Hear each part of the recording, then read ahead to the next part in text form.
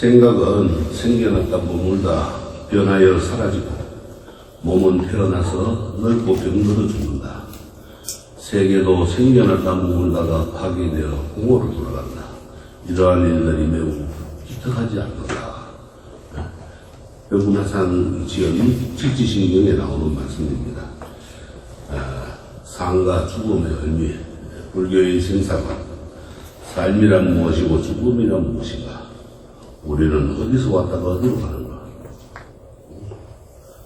삶이라는 게 뭐고 죽음이라는 게 뭐예요? 또 우리가 어디서 왔다가 어디로 갑니까? 태어날 때는 어디서 태어났으며 갈 때는 어디로 갑니까? 오래전부터 인류는 이런 삶과 죽음의 문제를 진지하게 들어왔으며 물어왔고, 인간은 어린 시절부터 죽음에 이르기까지 이 생사의 문제에 대해 근원적인 의문을 던지면서 살아갑니다. 그래서 세계의 종교와 철학은 삶과 죽음에 대한 문제를 주된 관심 영역으로 삼고 이를 규명해 왔지만 아직도 속 시원한 답변은 듣기가 힘듭니다.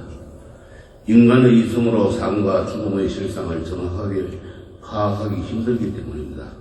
살아가는 성들에서 일종의 신비스러움입니다. 죽음의 길 또한 자치가 묘연합니다.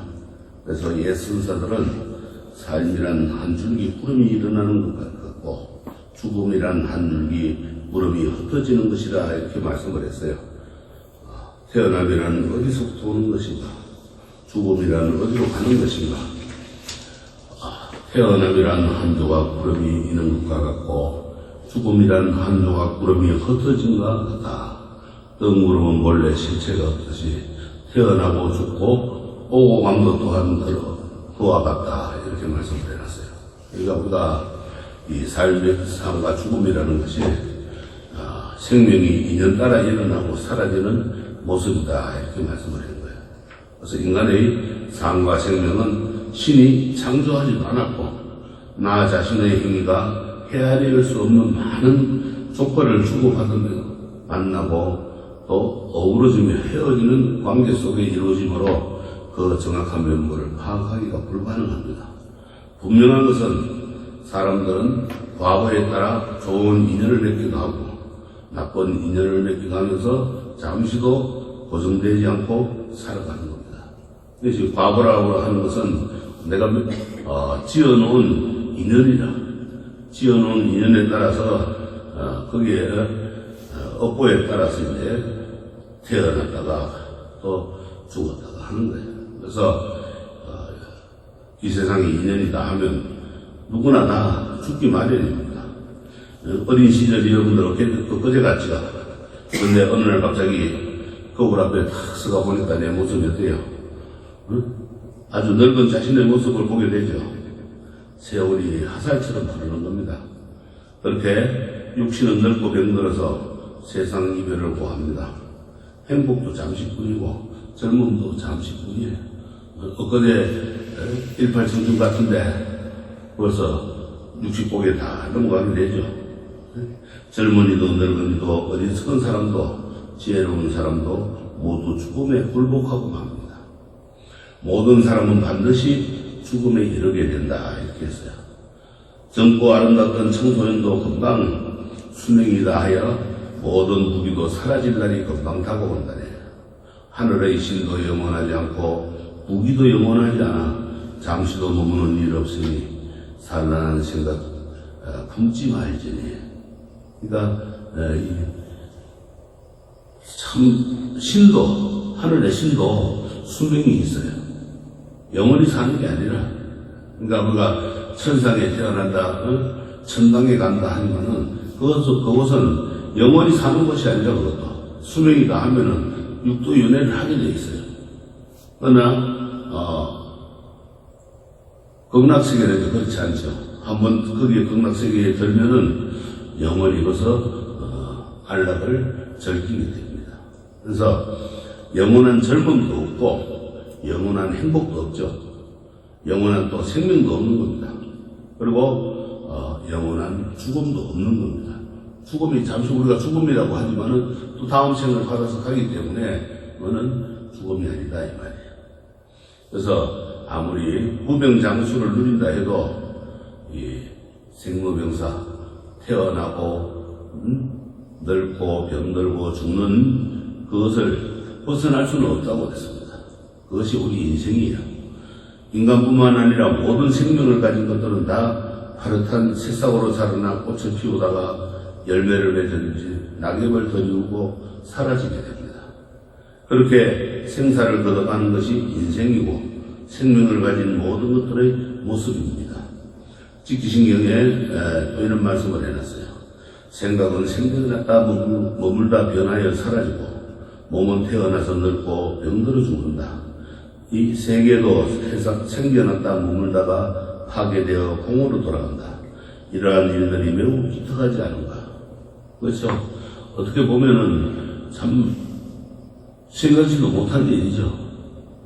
그래서 우리가 이 세계나 역사 또한 고정되어 있지 않고 흘러갑니다. 쉼없이 변화하면서 생겨났다가 머물다가 때가 되면은 파괴가 되어서 공으로 사라지고 윤회를 거듭하게 됩니다. 윤회는 육도 윤회를 말하는 거예요. 천상, 인간, 아수라, 축생, 그 다음에 아기, 지옥, 이 6가지 세계를 계속 반복해서 태어나고 죽고 하는 거예요. 그래서 세계의 역사 또한 끊임없는 흐름 속에서 윤회를 하게 됩니다.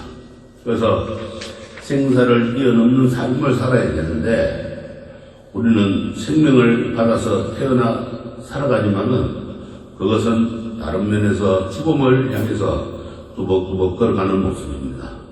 삶 속에 죽음이 숨어있고 죽음 속에 삶이 움직이고 있습니다.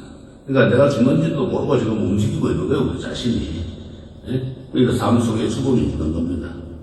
그래서 삶과 죽음은 동전의 양면과 같다고 했어요. 언제 태어났는지 언제 죽는지 모르는 거예요. 그렇죠? 그래서 열방중에는 삶과 죽음은 함께 다니는 쌍둥이 자매와 같다 이렇게 말씀을 해놨어요. 그래서 지금 우리가 살아가는 이 발길에서 생사가 교차하고 있습니다. 마음이 순간순간 일어나면서 사라지는 것을 마음의 생사라고 합니다. 마음이 일어났다가 꺼지면 때로는 행복해하고 때로는 슬퍼합니다. 그토록 사랑했다가도 원수처럼 정우하고 이렇게 우리 인생은 생사로 점철되면서 희노애락을 느끼며 살고 죽어가고 있는 겁니다. 하지만 인간은 이런 죽음의 절박함과 그로 인한 한계 상황에 직면하면 그 죽음을 뛰어넘는 길을 모색합니다. 그렇죠. 살려고 노력하는 거예요. 물에 빠져봐요. 살려고 허우적대죠. 그런 한계를 뛰어넘으려고 모색하는 거예요. 노력을 합니다. 특히 불교는 다른 종교와 달려서 생사를 뛰어넘는 길을 찾습니다. 백장록에 보면 이런 말씀이 있어요. 만약 더럽거나 깨끗한 마음이 사라지면 얽매임에도 머물지 않고 해탈에도 머물지 않아서 인위적 행위와 무의적 행위 또 얽매임과 해탈 등의 마음의 테두리가 일절 없어서 삶과 죽음 속에서도 그 마음이 자제할 것이다. 자제한다는 건 자유자재롭게 내 컨트롤할 수 있다. 이처럼 불교는 수행을 통해서 죽음의 고통, 생사의 괴로움에서 벗어나는 길을 걷는 겁니다.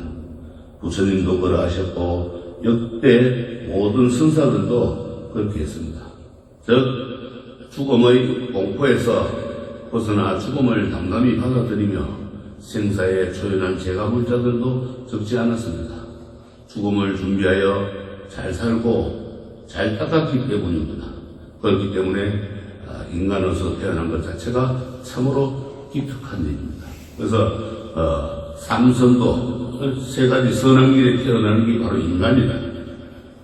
천상, 인간, 아수라 그 세 개의 세상에 태어나는 것은 착한 일입니다.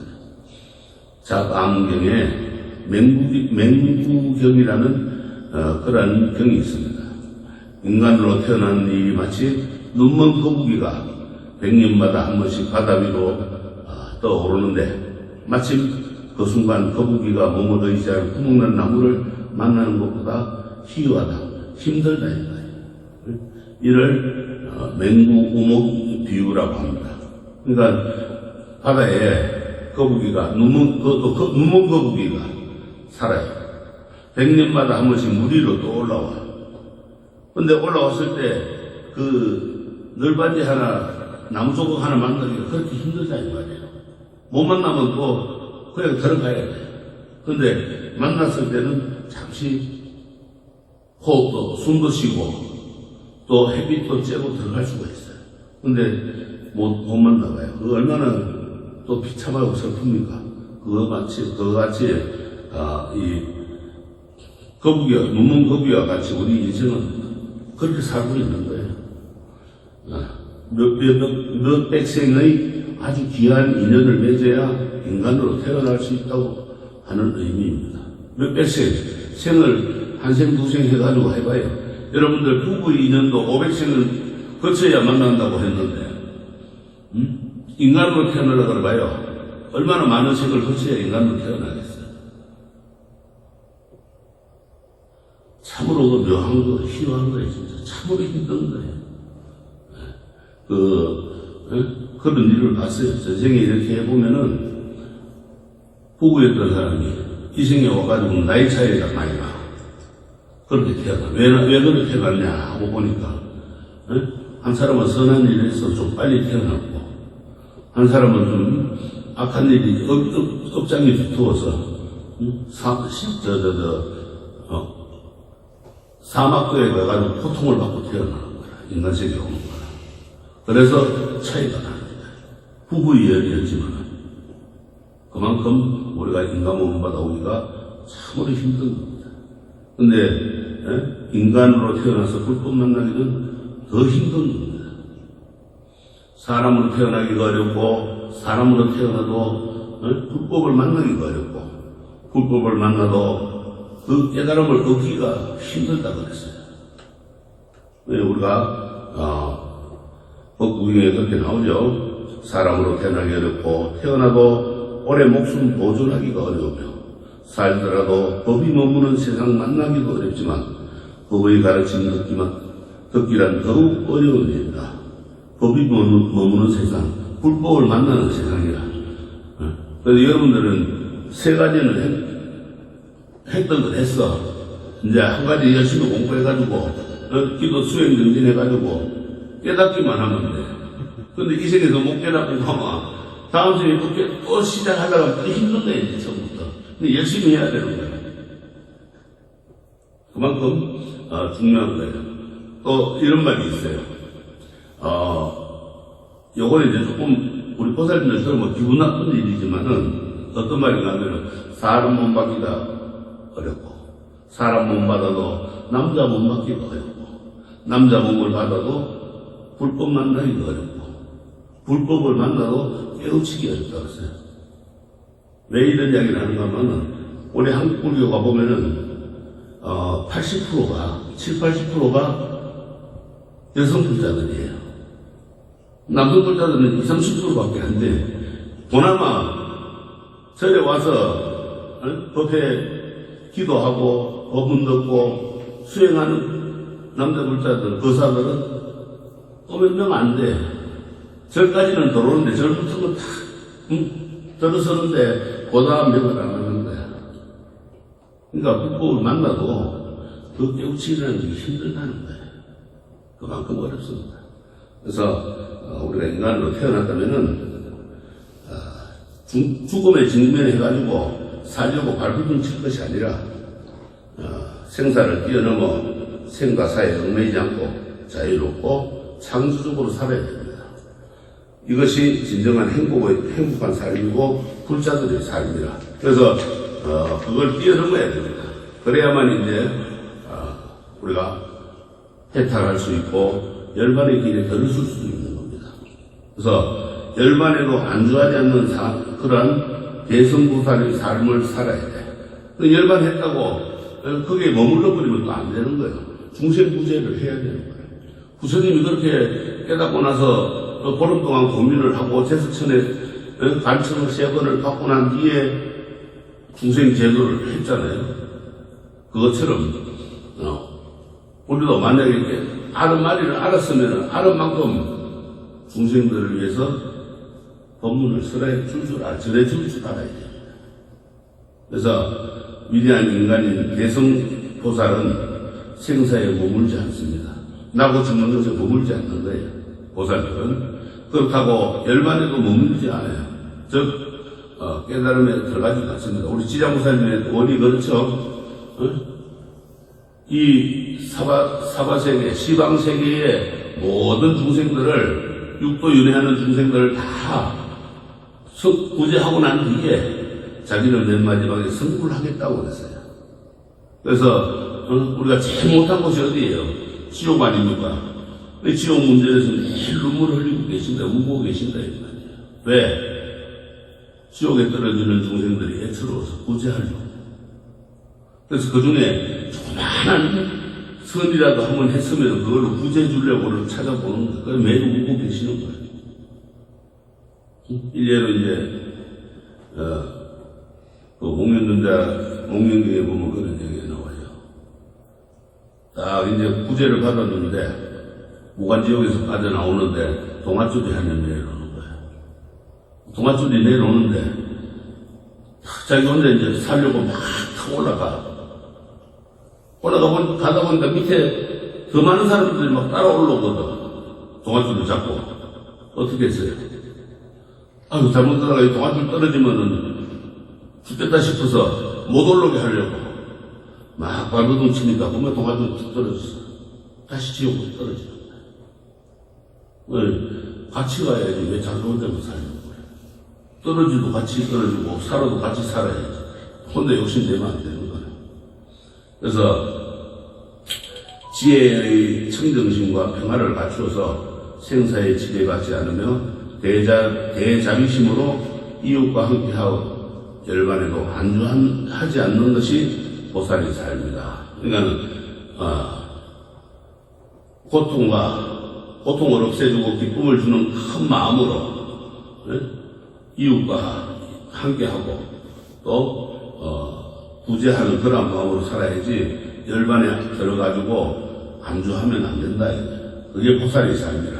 그래서 생사관을 적극적으로 바꾸어가지고 끝내가 곧 깨달음이고 중생의 삶이 곧 부처의 삶임을 안다면 현재의 삶에서 언제나 열반의 기쁨을 누릴 수 있다 했겠습니다. 뭔가 하면은 생사관, 죽고 나는 그러한 것을 적극적으로 바꾸어가지고 번뇌라는 것이 곧 깨달음이다. 뭐 말이 하면은 선지식이다 이거야. 나한테 마장이 오면 마장 그 자체가 내 공부하고 수행하라는 것이다. 이렇게 생각하면 되는 거라. 그게 선지식이라. 그러니까는 번뇌를 곧 선지식으로 생각하면 돼. 스승으로 생각하면 돼요. 그게 깨달음이고 또 우리들의 삶이고 곧 부처님의 삶임을 안다면은 현재 우리 삶에서 언제나 열반의 기쁨을 누릴 수가 있는 거예요. 그렇게 하기가 참 힘들죠. 마음 내기가 참 힘든 겁니다. 그래서 죽음은 결코 마지막도 단절하는 것도 아닙니다. 왜? 윤회에서 다음 생을 이어가기 때문에. 그래서 이 보살들은 생사와 열반을 둘러보지 않습니다. 그러니까는 나고 죽는 것과 깨달음은 둘이 아니다. 그래서 지혜를 따름으로 생사에 머물지 않고 자비를 따름으로 열반에 머물지 않는다 했어요. 지혜가 있으니까 나고 죽는데 그게 집착 안 하는 거예요. 그래서 반야에 머물지 않고 또 자비, 그 고통을 없애주고 기쁨을 주는 그러한 것을 따르니까 열반에 머물지 않습니다. 언제나 모든 것이 다 열반이다. 그래서 생사를 분별하면은 생사에 머물게 되고 또 열반을 분별하면 열반에 머물기 마련입니다. 그래서 보살들은 대성보살은 무분별의 지혜를 얻어서 분별하지 않으므로 머무는 바가 없습니다. 그래서 대승보살은 생사의 흐름에 휩쓸려 정신없이 살지는 않습니다. 또 생사의 흐름을 거슬러 올라가는 맑은 정신으로 살아갑니다. 이거를 이제 선지자라고 해요. 우리가 정신없이 살지요, 그죠? 앞에 뭐 어떤 일이 닥쳐올지도 모르고, 내가 어떤 일을 행했는지도 모르고, 앞뒤도 안 돌아보고 사는 게 인간의 삶이라. 그러나, 이 보살들은 그렇지 않다, 이 말이야. 또, 맑은 정신으로 살게 됩니다, 그분들. 사회라는 혼탁한 물 속에 살면서도 흙탕물에 물들지 않는 사람. 그러니까 이게 꽃 같은 사람이라, 보살은. 그래서 역사에 휩쓸리는 인생이 아니라 역사를 창조하며 창조적으로 살아가는 존재다. 역사를 만들어 나가는 그러한 존재여야 된다. 내가 역사를 만들어 나가는 거야. 역사에 그냥 휩쓸려가지고 세워라. 가는지 뭐 하는지 내세워라. 내오래 이렇게 살면 안 되는 거야. 그래서 항상 우리가 창조적인 삶, 진취적인 삶을 살아야 된다. 그래서 죽음이라고 하는 것은 우리가 이 생은 마지막이라고 하지만은 새로운 시작이다. 새롭게 시작하는 거예요. 다음 생에 몸을 받아갔으니까 새롭게 시작하는 거다. 죽음이라는 거. 우리가 애기들 태어났을 때 좋아하죠, 부모들이. 근데 죽음이라는 것도 좋아해줘야 돼. 슬픈 게 아니에요, 절대. 근데 슬퍼한단 말이야. 그건 잘못된 거야. 그래서 왜 그러느냐. 죽음이라는 것은 곧 윤회를 시작하는 거기 때문에 새로움을 갖고 있는 겁니다. 그래서 이 인간의 괴로움 중에서 가장 두려운 고통이 무엇입니까? 그것은 죽어가는 고통입니다. 그죠? 100살까지 살고서도 죽어라 그러면 죽기 싫어가지고 발버둥 치는 게 우리 인생이에요. 더 살고 싶어서. 100살까지 선지자들은 한 거래. 100살까지 살았으면 몸 버리고 가서 빨리 다른 몸, 새 몸 받아 오려고 가버려. 그게, 맞는 겁니다. 그래서 죽음을 맞이하는 자든 또 지켜보는 자든 이 세상에서 더 이상 볼 수 없는 이별의 순간은 크나큰 슬픔입니다. 그래서 죽음은 모든 것을 해체해버리고 캄캄하고 외로운 길에 홀로 서게 만들며 인간의 의지로서는 어찌할 수 없다는 무력감으로 다가옵니다. 그러니까 힘이 없는 거예요. 그죠? 죽음 앞에는 힘이 없어. 죽으려고 하는 거 안 죽게 하는 자신 있는 사람은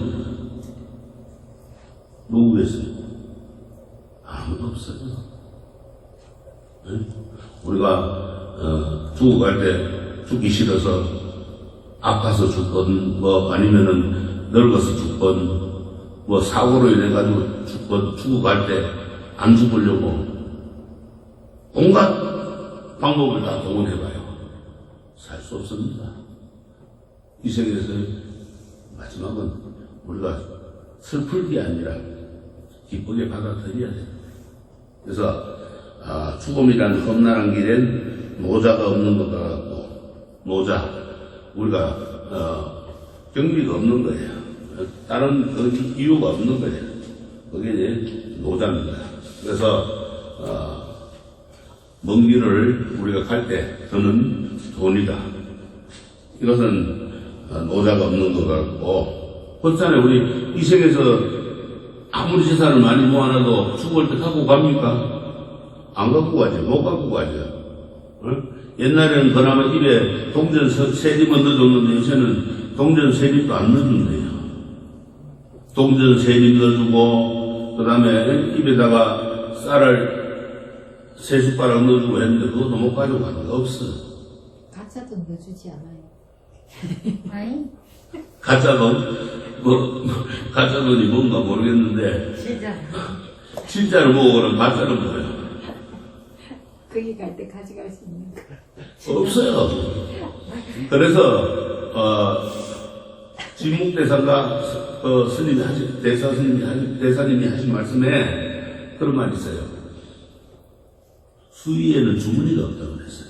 아무것도 갖고 갈 수가 없어. 주머니 있으면 그건 잘못된 거야. 우리 스님들도 수의가 이제 이 가사장삼이라 가사와 장삼에는 주머니가 절대 없습니다.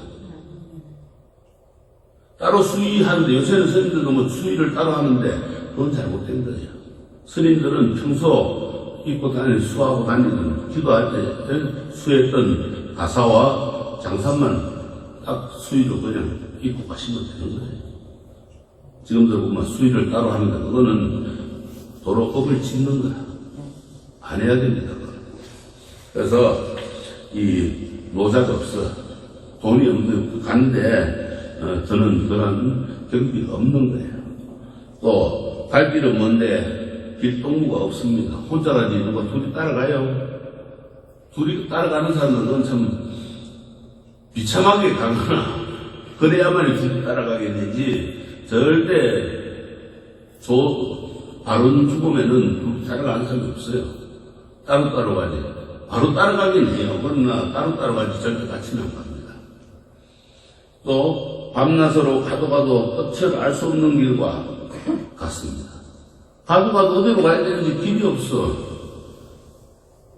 그것은 어두운 길에 등불이 없는 것 같고 들어갈 문은 없는데 집은 있는 것 같고 아픈 데는 없으나 치료할 수 없고 가도 끝이 없고 이르러도 벗어날 수 없는 것 같다.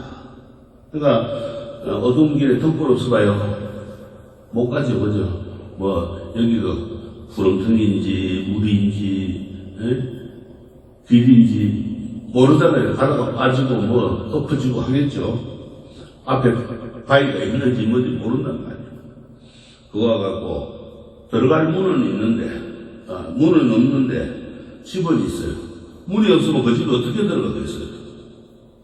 또 아픈 데도 없는데 치료할 수가 없고 가도 끝이 없고 또 이르러도 거기 설사 끝이 있는 데까지 가더라도 벗어날 길이 없습니다.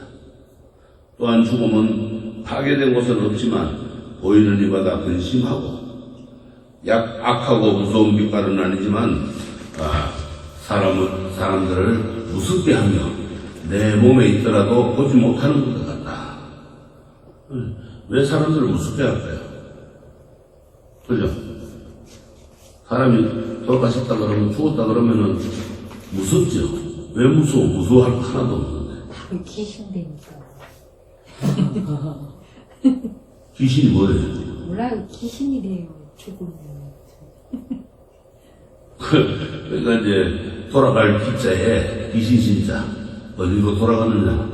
다음 생으로 돌아가니까 귀신이지. 근데 귀신이 뭐 다음 생으로 돌아가는데 잘 가라 해버리면 끝이지 뭐 무서워.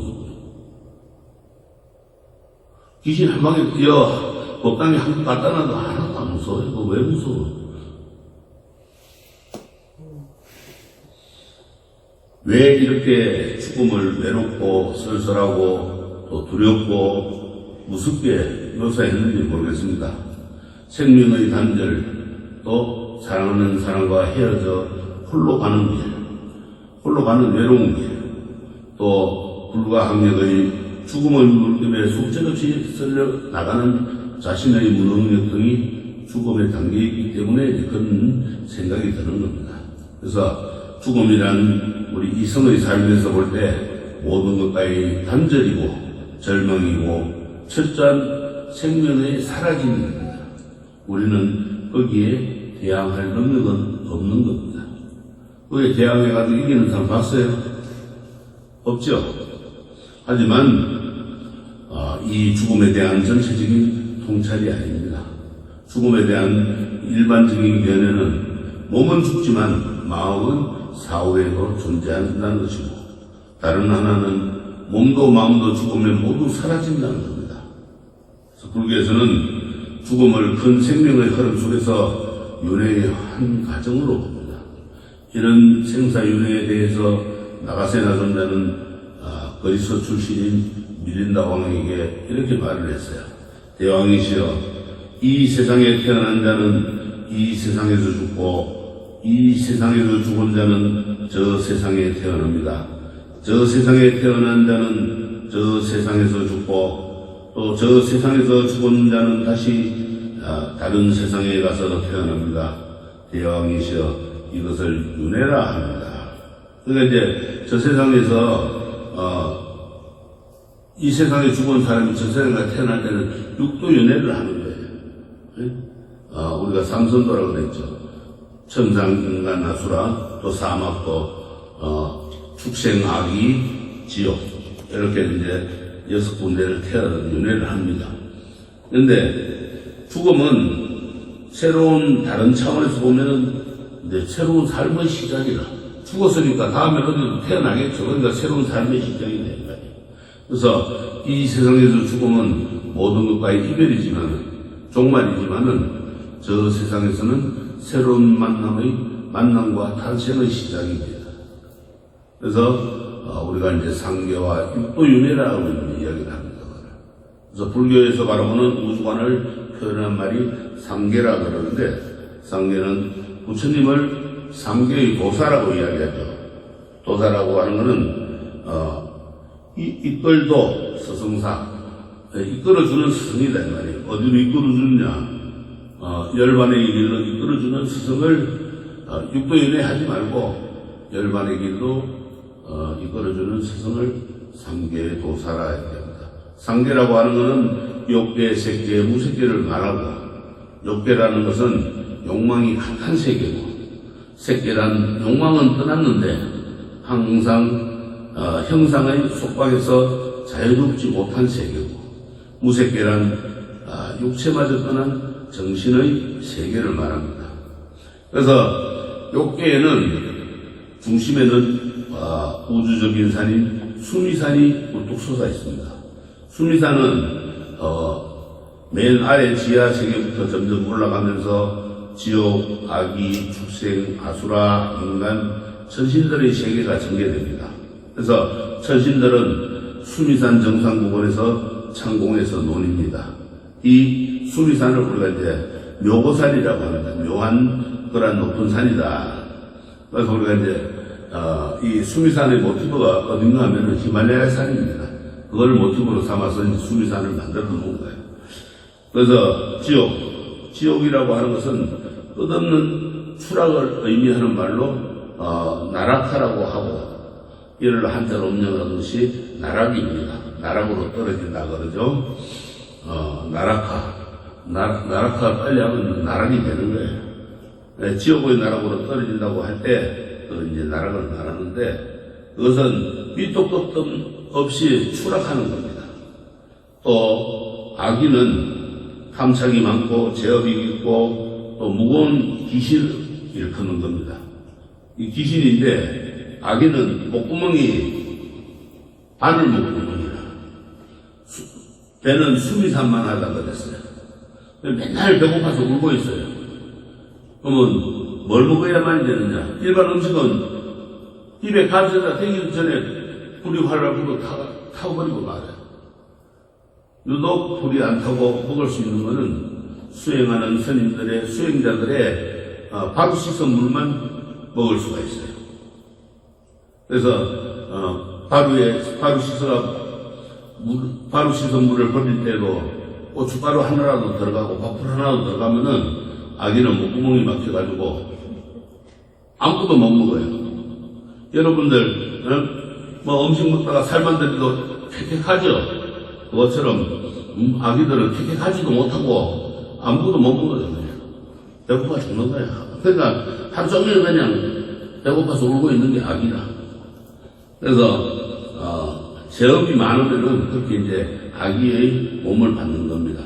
그래서 목구멍이 너무 가늘어가지고 자키 하나 섞이지 않는 아주 청결한 음식 아니면 삼키지 못합니다.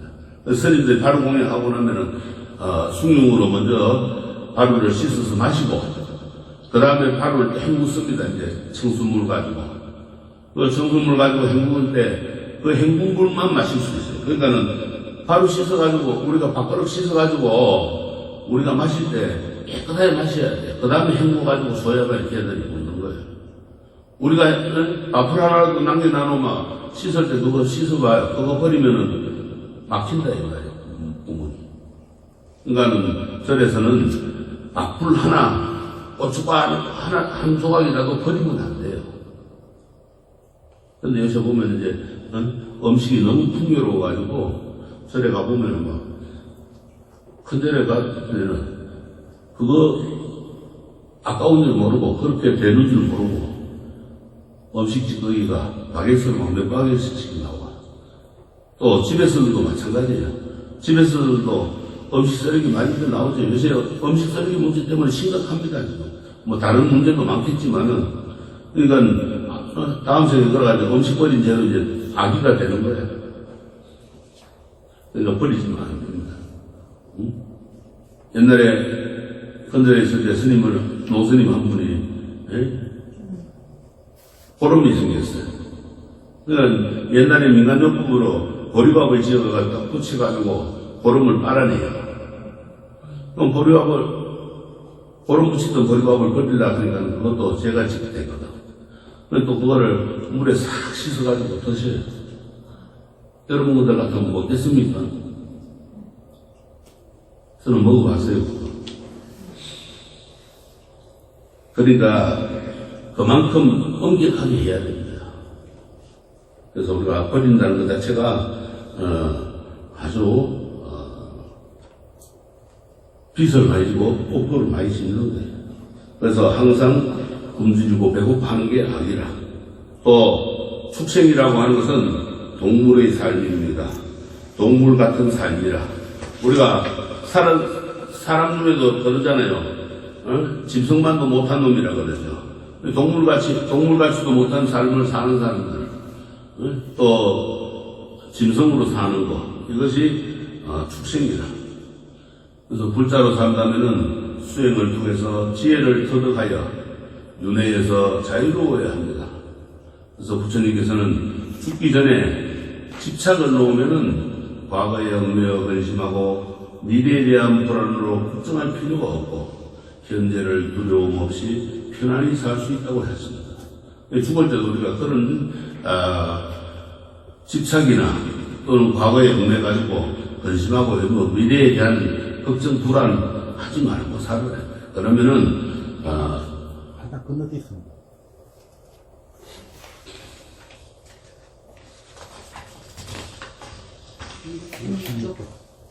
예. 수미산 주변의 바다에는 아수라들이 살고 있어요. 이 아수라는 호전적인 악신으로 그 힘은 신을 능가할 만큼 셉니다. 맨날 싸우고 있어. 그래서 우리가 아는 이제 아수라장이라 그러죠.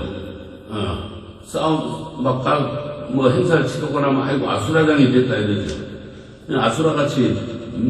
아수라 매일같이 그렇게 싸움을 하는 거예요. 그래서 아수라는 호전적인 악신이다. 그 힘은 신을 능가할 만큼 세고 수미산 중턱에는 사천왕이 머물면서 수미산과 신들의 세계를 보호해 줍니다. 그래서 신들은 수명이 인간보다 길고 하늘을 날며 힘도 어마어마하게 셉니다. 이들도 욕망을 지니고 있기에 시기하고 질투를 합니다.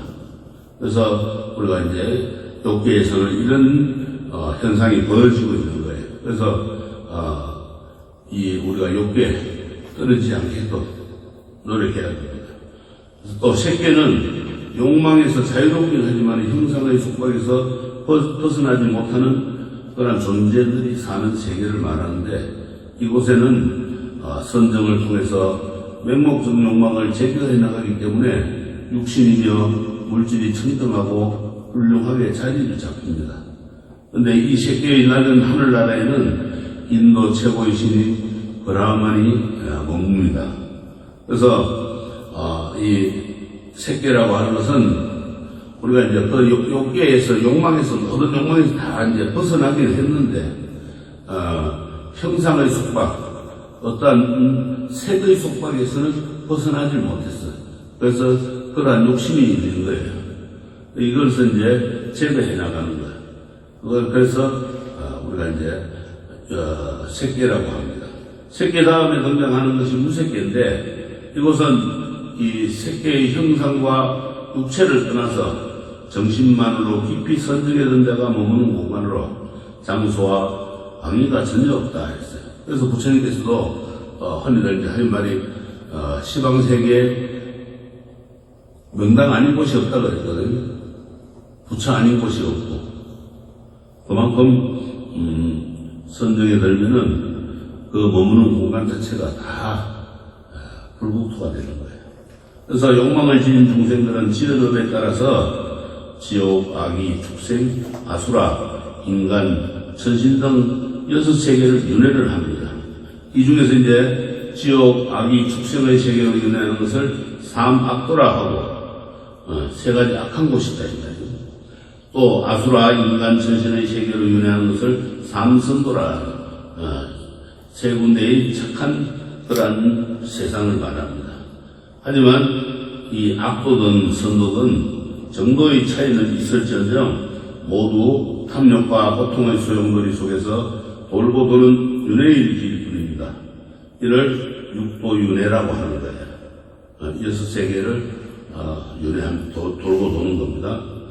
우리가 이제 별력작 암경에 보면은 비유컨대 막대를 던질 때 윗부분이 땅에 떨어지기도 혹은 아랫부분이 땅에 떨어지기도 하며 더러운 곳에 떨어지기도 하고 깨끗한 곳에 떨어지기도 하듯이 모든 중생들도 그처럼 무명에 덮여서 혹은 천상에 나기도 하고 인간에 나기도 하며 혹은 지옥, 아기, 축생에 떨어지기도 하며 혹은 또 아수라에 떨어지기도 하나니 이 때문에 생사가 길고 먼 것이다.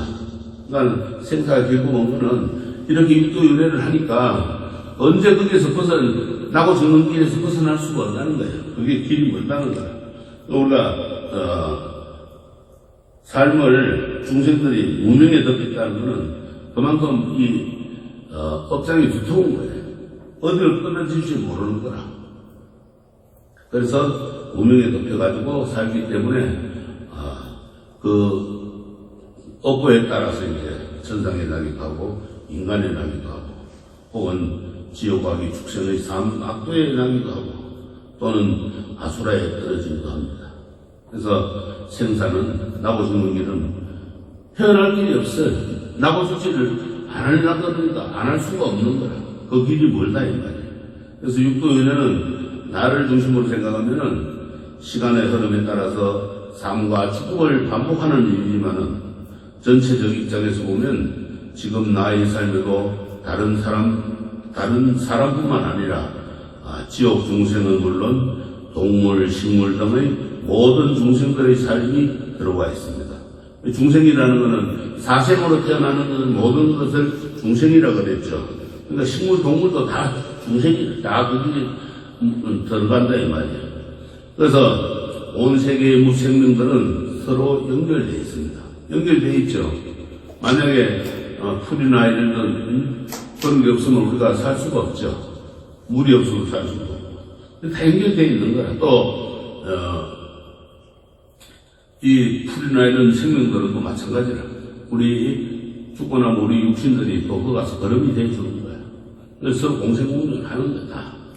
그래서 관계 속에서 살아가는 거예요. 서로 연결돼가지고. 또 따라서 이제 윤회라는 거는 사후 세계뿐만 아니라 현재의 내 삶 속에서도 다른 중생들의 삶도 전개되고 각각 다른 중생의 삶에도 나의 삶이 섬인 것으로 생각을 해야 합니다. 그래서 현생의 삶에서도 살다 보면은 내가 지은 행위에 따라서 지옥 같은 나락으로 떨어지기도 하고 축생처럼 어르렁대기도 합니다. 성내며 싸울 때는 호전적인 아수라가 되었다가 어느새 안락해지면 신과 같은 삶을 누리지 않습니까? 이렇게 나의 삶은 무생명과 연결되어 있으며 내가 지은 행위, 즉 업에 따라서 윤회를 합니다. 거기에는 나의 집착하며 살아가는 생명의 다양한 모습이 담겨져 있습니다. 순간적으로 내가 변하는 거예요. 축생도 되었다가 아수라도 되었다가 또 천상의 천신들도 되었다가 그렇잖아요. 마음이 평안하고 기분 좋을 때는 모든 걸 다 베풀어 주죠. 그럴 때 천신이 되는 거야. 그러다가 화가 나면은 어떻게 되겠어요? 악마가 되지. 축생기에 빠지는 거야. 그 다음에 또 화가 나면 또 싸운단 말이야. 아수라가 되기도 하고. 그렇게 살아가면서 우리 생명이 다양한 모습을 보이는 겁니다. 그래서 불교에서는 생사윤회 세계를 벗어난 열반의 세계에 도달할 것을 이제 가르칩니다. 불자로 산다면은 수행을 통해 지혜를 터득하여 윤회에서 자유로워야 합니다. 부처님께서는 죽기 전에 집착을 놓으면 과거에 매여가지고 근심하고 미래에 대한 불안으로 걱정할 필요가 없고 현재를 두려움 없이 편안히 살 수 있다고 하십니다. 이 참 집착 놓는 게 힘들죠. 뭐 하나 더 하면은 말이 있죠. 그래서 천석구는 천가지 걱정, 만석구는 만가지 걱정, 거지는 한 가지 걱정. 많은 그런 집착에서 나아야 된다. 이런 삶에 대해서 어떤 사람이 질문하자 부처님께서는 이렇게 말씀하셨어요. 집착하지 않는다면은 가르침에도 집착하지 않습니다. 그에게는 생존을 위한 집착도 생존을 끊어버리는 집착도 없습니다. 또 감각적 쾌락의 욕망에 마음을 두지 않는 사람, 그런 사람이야말로 편안한 사람이라고 부릅니다. 그에게는 더 이상 얽매임도 없고 이미 모든 집착을 뛰어넘었습니다. 이렇게 말씀을 하셨어요. 참 집착을 놓으니까 모든 것이 다 편안한 마음이 되고 또 더 이상 얽매임도 없어지고 그래서 모든 집착을 뛰어넘게 된다 이 말이에요. 공부에 투철하고 어떤 상도 내지 않으며 어떤 바람도 없는 자유로운 사람은 죽음에서도 자유롭고 윤회에서도 자유롭습니다. 죽을 때도 집착 없이 그냥 자기 생명이 나오면 그냥 편안하게 가는 거예요. 죽으면은 또 다음에 윤회도 고통받지 않고 하게 되지 않습니다. 그래서 죽음이라는 것은 금시조처럼 우수한 생명을 잡아먹지만 공이나 무상 또 무은의 선정에서 얻은 모살은 잡아갈 수가 없다.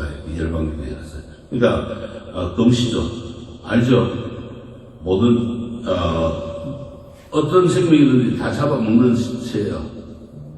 근데 공사상이나 무상이나 원이 없는 그런 무언의 선정에 든 사람, 고요한 마음에 든 사람들은 그런 잡아갈 수가 없어요. 잡아먹지는 않는 거예요.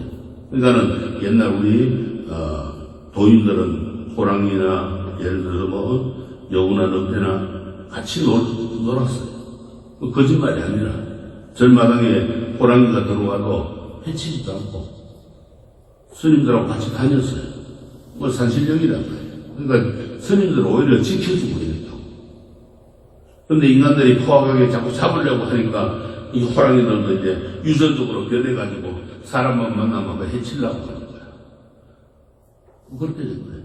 옛날에는 사람들이 산수계를 많이 안 들어가고 산수계 이런 거는 스님들밖에 없었단 말이에요. 수행하는 스님들. 오늘 수행하는 스님들이 호랑이를 안 해치니까 호랑이들도 저 사람은 저 물건은 나를 해치지 않는구나 이렇게 생각하고 같이 어울려 살았는 거예요. 그래서 우리가 항상 선정에 들고 평화로운 마음을 가져야 됩니다. 이제 죽음과 삶의 사이에는 어떤 것이 있느냐? 무생명들은 예외 없이 생로 병사를 겪는다. 그러니까 모든 생명이 있는 것은 태어나고 늙고 병들고 죽는 이거를 안 겪는 생명이 없습니다. 늙기 전에 사고와 병으로 죽음을 맞이할 수 있지만은 태어난 자는 반드시 죽습니다. 그러니까 늙어서 죽는 거라. 늙기 전에 이제 사고가 나서 죽거나 병으로 죽는 걸 제외하고는 다 누구든지 늙어서 죽는다 이 말이에요. 반드시. 부자나 또 가난한 자나 관계없이 어느 누구도 죽음에서는 자유롭지 못한 거예요. 그렇죠? 천수꾼이나 만수꾼이나 거지나 다 같이 죽는 거라. 안 죽을 수가 없어요. 천수꾼이라고 뭐 안 죽으면 다 천수꾼 되려고 노력하는데 천수꾼 돼봐야 또 죽어 같이. 삶이란 참으로 짧구나. 100년도 못 되어 죽는구나. 아무리 더 산다고 해도 늙어서 죽는구나. 수타니 파타에 부처님께서 말씀해 놓으셨어요. 그런데 죽음으로 거창하지 않고 중류라는 과정을 거칩니다. 중류라고 하는 것은 우리가 사유의 하나로 사람이 죽어서 다음 생을 받을 때까지 이제 몸 세계를 중류라 그래요. 곧 죽어서 이제 49일 동안 지내는 세계, 어둠의 세계라 중엄이라고도 합니다. 그래서 우리가 중엄신이라고 이제 이야기를 하거든요. 사람 죽고 나서 49일 동안 중엄신으로 있어요. 귀신으로 있는 게 아니고 중엄신으로 있어가지고 이제 다음 생에 몸을 받기까지 기다리는 거예요. 그래서 이제 사유라고 하는 건 네 가지 세계를 말하는데 중생이 나서 죽고 다시 태어날 때까지 기간을 네 개로 나누는 것입니다. 그걸 사유라고 해요. 첫째가 생류입니다. 생류. 모태에 의하여 처음으로 생을 받는 순간. 그러니까 생류는 처음 태어나는 순간을 생류라고 해요. 그 다음에 본류가 있는데 본류는 태어나서 이제 죽을 때까지 몸. 그거를 본류라고 그러고. 그 다음에 사유는 여사는 이제 또 위에 사유는 넉사자고 밑에 지금 이야기하는 사유는 죽을 사자 사유 이설유 그러니까 이제 죽음에 이르는 겁니다. 그 다음에 이제 마지막으로 중류라고 그래요. 죽고 난 뒤에 사람이 죽어서 다음 생을 받을 때까지 기간을 말합니다. 그래서 우리가 이제 중류라 이렇게 합니다. 그래서 중엄신으로 이제 귀신이 아니고 중엄신의 몸을 받게 되는 거예요.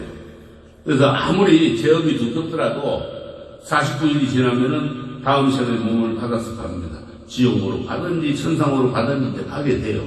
또 거기에 업고가 참 선업을 많이 짓고 수행이 많이 됐으면은 극락식에 구할 수가 있고 또 아니면은 다음 생에 천상에 갔다가 다시 거기에서 또 수행을 하고 이래가지고 깨달음을 얻어서 이 사바세계에 부처님으로 또 올 수 있고 이렇게 되는 겁니다. 그래서 불교는 생명의 탄생부터 죽음의 길을 시간적으로 이제 생유, 본유, 사유, 중유라고 이렇게 하는 거예요. 사유와 생유의 중간 존재가 태어나야 할 곳에 아직 이르지 못한 까닭에 중유라고 하며 아직 생명을 받지 못한 상태를 중유라고 하는 거예요. 그 다음에 아까 이야기했지만 생유는 이 세상에 태어나서 생명을 받는 기간. 우리가 뱃속에서 10달 있다가 나오고 태어날 때까지 그걸 이제 생유라고 해요. 본유는 생명을 받고 태어나서 일정 기간 동안 살아가는 생존의 시기다. 우리가 살아가는 기간을 본유라고 해요. 그 다음에 본유의 기간은 사람의 일생에 따라 달라져서 이제 생명이 짧아가지고 단명하는 사람도 있고 오래 사는 장수하는 사람도 있습니다. 그래서 사유는 또 생을 마치는 순간이라고 그랬죠. 중유는 사람이 죽어서 다음 생으로 윤하기 전까지 기간 동안을 말합니다. 그래서 아직 다음 생으로 윤회가 결정되기 전에 준비기간인 셈이 바로 이제 죽는 거예요. 이 시기에 사람들은 칠칠제 등 천도의식을 지냅니다. 사실 이 칠칠제라고 하는 거 49제는 쉽게 말하면 내가 죽었는데 후손들이 좋은 데 가라고 고통받지 말고 좋은 데 태어나라고 변호사를 사는 거예요. 우리가 산 사람들 제일 쉬우면은 변호사 사죠. 그러니까 재판을 받죠. 그것처럼 이 죽은 사람도 이제 부처님의 공덕으로 변호사는 게 부처님의 공덕이다. 그 부처님께 공덕을 함으로 인해서 그 공덕 부처님께 기도를 올려주고 함으로 인해서 그 공덕으로 이제 좋은 데 가서 태어납니다. 그래서 우리가 이제 중간에 착한 일 했는 사람들은 70제도 안 듣고 바로 그냥 좋은 데 가서 태어날 수도 있습니다. 또 나쁜 악한 일을 많이 한 사람은 그 칠치지 않고 바로 그냥 저 지옥이나 악이나 축생이나 이런 데로 갈 수도 있는 거예요. 그 이제 애매모호한 거, 요거는 제가 지었나 안 지었나, 많이 지었나 적게 지었나 이제 좀 따지기 힘든 거는 칠치지 하겠죠. 그러나 대부분 아무리 악한 일을 해도 49일 만에는 그게 끝이 난다. 그래서 사실 이제 우리가 전생의 업에 따라서 죽은 뒤에 며칠 만에 다음 생을 받기도 하고, 일반적으로 49일 동안 중류 과정을 거치면서 다음 생에 태어나게 됩니다. 그래서 천도라고 하는 것은 이제 죽은 사람의 혼령이 극락세계에 가도록 기도하는 것을 천도라고 합니다. 즉 부모가 돌아가거나 혹은 생명을 다하지 못한 어린 자식이나 주변 이웃 친구들이 저 세상으로 갈 때 세월호처럼 아주 큰 재난으로 못 잡힌 어린들이 속절없이 떨어질 때 사람들은 큰 슬픔을 느끼게 되죠. 이게 이제 동업중생이라, 이 같이 죽는 것도 그 죄를 같이 지었기 때문에 같이 죽는 거예요. 동업중생, 동업을 지어서 우리가 사업을 할 때, 장사를 할 때 혼자 안 하고 둘이 하는 거 있죠. 동업이라 그러죠. 그래 죽는 것도 동업중생이라. 우리가 차 타고 가다가 떨어져 죽는 거, 아니면 사고 나가 죽는 거 같이 여러 사람이 죽죠. 동업중생이라. 그래서 그 각오를 받는 거예요. 예를 들어서 둘이나 셋이서 살생을 하는 걸 좋아하고, 아니면은 사람을 죽게 하고, 살인 강도 같은 경우, 그럼 이 생에서 같이 똑같은 시간에 안 죽더라도 다음 생에 아마 이 생에서 그렇게 남을 해친 각오로, 그러면 내가 여 사람이 나를 죽였다 이 말이야. 그럼 다음 생에 가면 내가 그 사람들을 한꺼번에 빠뜨리는 거야. 그럼 같이 죽는 거라. 그 세월호 같은 것도 마찬가지예요. 우리가 이제 여행 가가도 되는 거, 놀러 가다 젊을 때 놀러 가는데 왜 죽겠어요?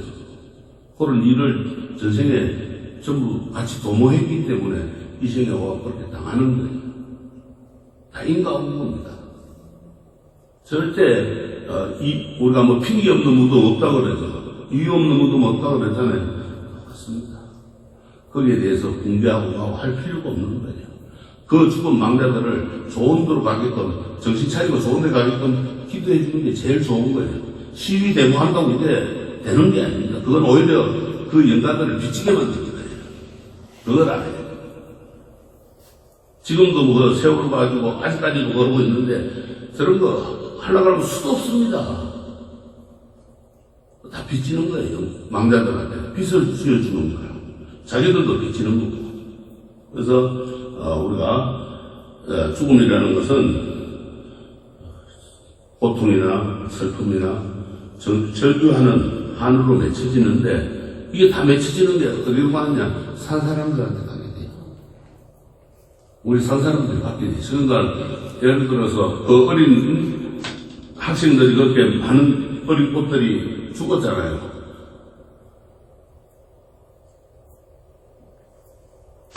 그것은 바로 우리 산 사람들한테 메아리가 되어서 오는 거예요. 업이 되어 오는 겁니다. 그러니까는 빨리 그 역할들을 보내줘야지 끝까지 물고 늘어지고 하는 게 아니에요. 추모공원을 만든다, 추모관을 만든다, 큰 부질없는 짓입니다.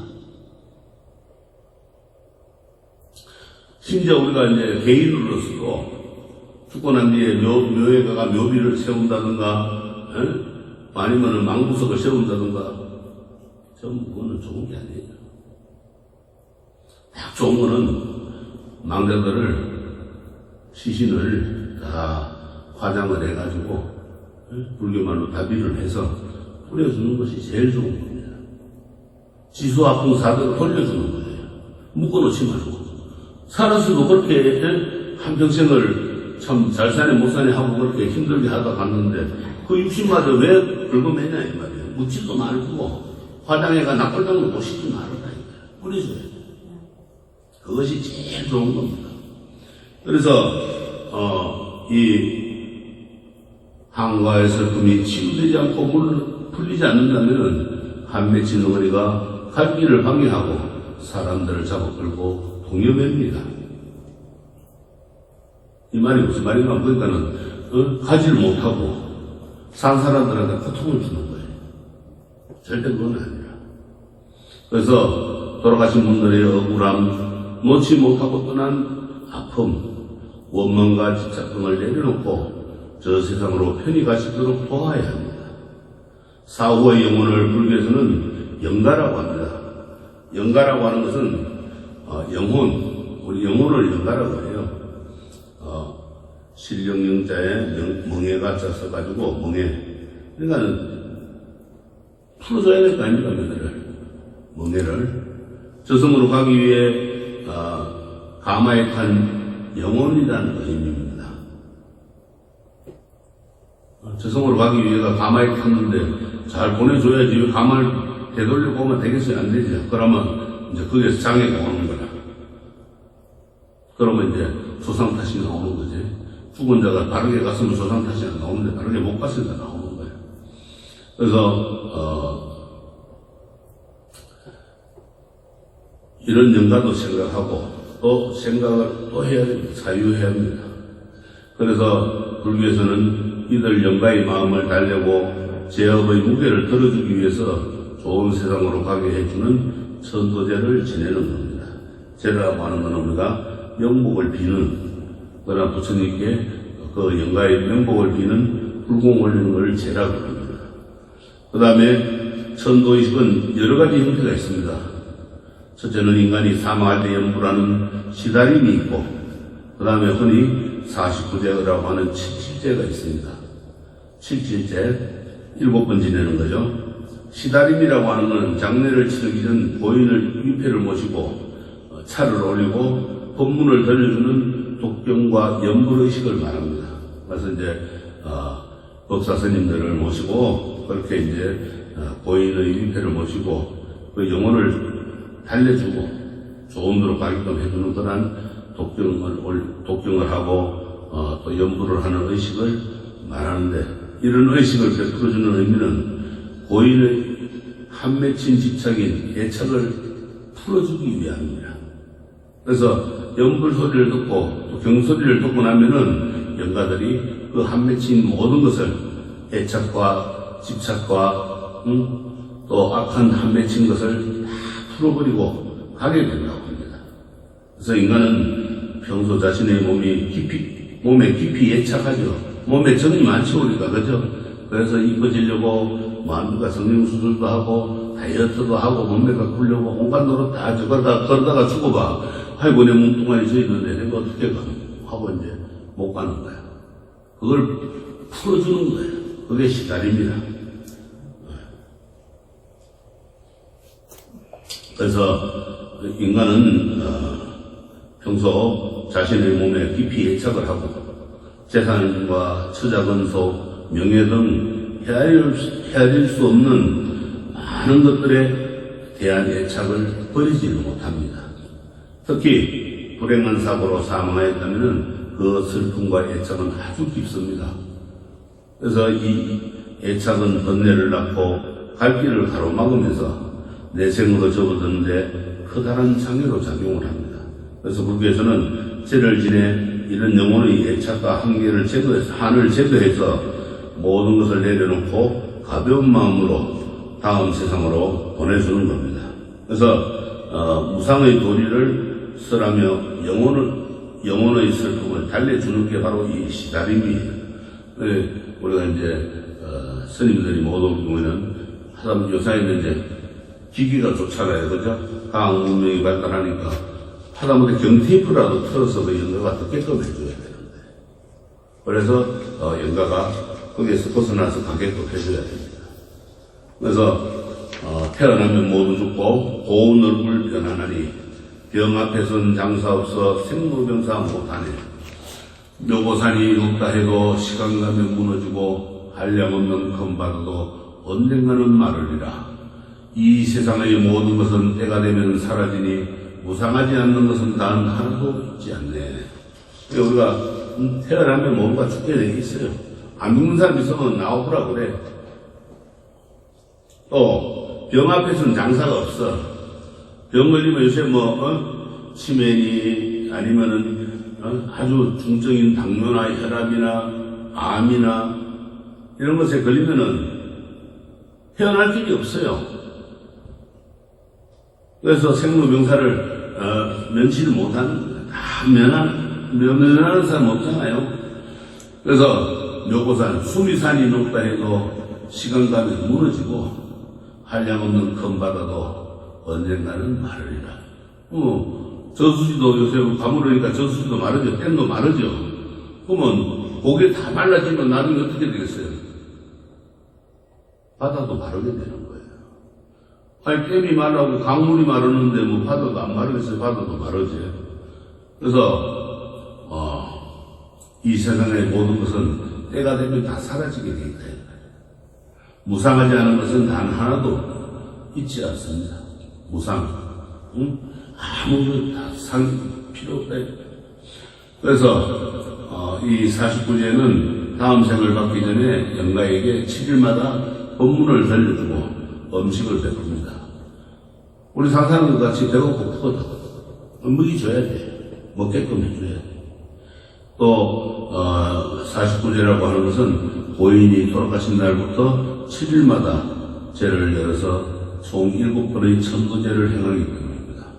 이 기간에는 유족 또는 천도제를 지내 영가가 천임의 보살핌과 가피 속에서 보다 더 좋은 것으로 왕생하기를 기원을 해야 합니다.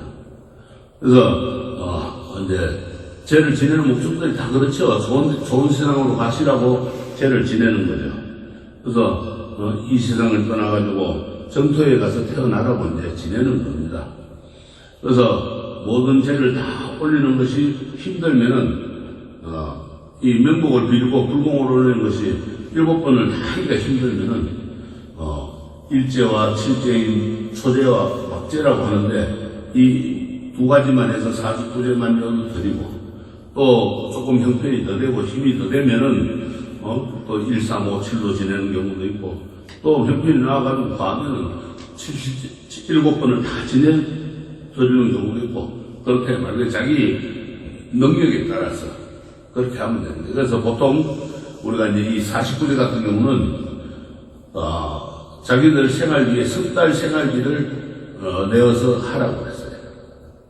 그 다음에 천도제 같은 경우는 한 달 생활비.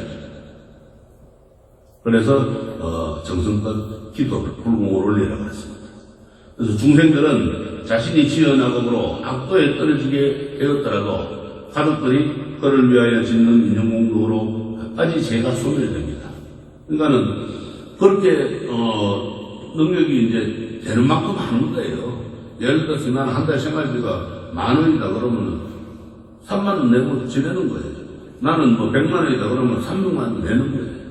그래야 되지. 절에 와가지고 스님이 49제를 지내야 되는데 얼마입니까? 스님 뭐라고 그러겠어요? 제주들이 자기들 정성도 올려야 되지. 스님이 얼마 내라 한다고 그러면 내면은 그거는 스님 죄라. 자기들 죄가 아니에요. 그거는. 그러니까 그런 걸 우리가 좀 이 불자들이 많이 알고 그렇게 해야 됩니다. 또한 만약 그가 죽은 뒤 49일 안에 가족들이 여러 가지 공덕을 지으면 그 사람은 영원한 악도를 누리고 인간과 천상에 태어나 뛰어나고 묘한 즐거움을 받으며 현재 가족들도 한량없는 이익을 받는다. 지장보살 법문경에 이렇게 이익 존명품에 보면 나와 있어요. 존명품에. 근데 이 말이 뭔가 하면은 우리가 이제 그렇게 가족들이 그 고인을 위해 망자를 위해서 공덕을 지어주면은 그 망자는 천상이나 인간에 태어나는데 태어날 때 아주 좋은 몸을 받아서 태어난다 이거예요. 그리고 산 사람도 거기에서 한량없는 이익을 얻는다. 편안함을 얻게 됩니다. 우리가 그래서 기도를 하면은 이런 이제 죄를 지내고 이러면은 7분제 1은 망자가 갔다고 하고 7분의 6은 산 사람이 받는다 그랬어요. 공덕을. 그만큼 우리가 정성껏 해야 되는 겁니다. 그래서 이 중요한 것은 영가의 극락왕생을 위해 가지고 불보살을 향해 지극한 마음으로 기원하는 것만 아니라 영가에게 법문을 들려주어 미혹한 마음을 깨우치도록 도와주는 겁니다. 우리가 이게 아까 나오는데 공덕을 지어주라 그랬죠. 우리가 거의 법공만 올려주는 게 아니고 법공양을 올려주는 게 제일 좋습니다. 경전들을 널리 편찬해서 부처님 법을 많은 사람들에게 베풀어 주는 거, 알려주는 거. 그 법공양을 하면은 그 공덕이 큰 거예요. 세상을 떠난 일을 하더라도 스스로 마음을 밝혀가지고 극락세계로 가거나 또 더 좋은 세상을 살아갈 수 있도록 열어주는 겁니다. 그래서 마지막 49일을 지내면 영가는 이 내세의 몸을 받고 유족은 탈상을 하며 일상의 생활로 돌아가게 됩니다. 그래서 49대 박제를 딱 지내고 나면은 영가는 다음 생의 몸을 받아가는 거예요. 삼성도에 들든지 사막도에 들든지 일단 가게 됩니다. 그리고 유족들은 이제 그 부모 이런 아니면은 망자를 이런 그러한 슬픔에서 벗어나서 탈상을 하고 일상생활로 돌아가야지 계속 슬픔에 잠겨 있으면 그것도 영가를 못 가게 하는 그런 하나의 멍해가 되는 겁니다. 그래서 유족은 49일간 사찰에서 절에서 제만 올릴 것이 아니라 집에서도 항상 기도와 독경, 염불 등으로 고인의 극락왕생을 위해서 정성을 다해야 합니다. 뭐 절에 갖다 맡겨놨으니까 스님 알아서 하겠지. 나는 뭐 그냥 때만 되면 한 번씩 갔다 오면 되고 이런 마음으로 하면 안 돼요. 스님한테 해는 건 스님이 길을 인도해 주는 거고 나머지 그 길을 가게끔 하는 거는 유족들이 하는 거예요. 그래서 우리가 유족뿐만 아니라 평소에 잘 알고 지내던 그러한 사람들도 이 칠질제에 동참해가지고 마지막 길을 함께 해준다면 영가뿐만 아니라 남아있는 사람들에게 큰 위안이 되며 그 복도 또한 크다. 그러니까는 이 말이 뭔가 하면은 내가 알고 있는 그런 사람들이면은 가서 동참을 해주고 그 동참을 세 분만, 그런 제에 세 분만 동참하면 내가 한 번 지내는 거 공덕이 같다 그랬어요. 남의 죄라고 그냥 넘어가지 말고 남의 죄라도 동참을 해주고 잔을 올리고 정성껏 기도를 해주면은 그 공덕은 그런 것이 세 분만 되면 내가 한 번 지내는 공덕과 같다고 했어요. 저 세상으로 오면 여간 조상을 위해서 해마다 돌아가신 날에 드리는 제사나 또 기제사가 이제 기제사인데 이 기제사는 크게 가정에서 지내는 불교의식 제사와 사찰에서 의뢰하다 지내는 제의 형식의 제사가 있습니다. 집에서 그런지 기제사라고 하지만 절에서는 기일제라고 합니다. 그래서 제를 이제 지내는데 사찰에서 이제 지내는 그러한 기제사는 삼보의 가피력으로 조상인가를 불러 모셔놓고 부처님의 가르침을 전하고 극락왕생하기를 기원하는 천도의 의미와 또 조상에게 공양을 올리고 가오를 비는 의미를 담고 있습니다. 그래서 항상 절에서는 이제 불보살리 삼보를 모시고 초청해서 이제 모셔놓고 그 다음에 조상연가를 불러가지고 그 부처님과 불보살님의 가피력으로 그 연가가 극락왕생하기를 바라고 더 좋은 세상에 가서 왕생할 수 있게끔 기원하는 그러한 의미의 제사입니다. 가정에서 지내는 불교식 기제사로 조상들이 극락세계에 편히 머물기를 기원하면서 조상들의 가오로 집안의 행복과 평안을 염원합니다. 이런 기제사는 부처님의 가르침을 바탕으로 고인에 대한 추모와 교를 실천하는 중요한 가족 의례입니다. 그래서 우리가 이제 절에서 이제 집에서 제사를 지내 보실 때 이제 잔을 올리고 또 매를 밟고 나면은 그 다음에 뭐 합니까? 저 목도리가 가만히 있죠.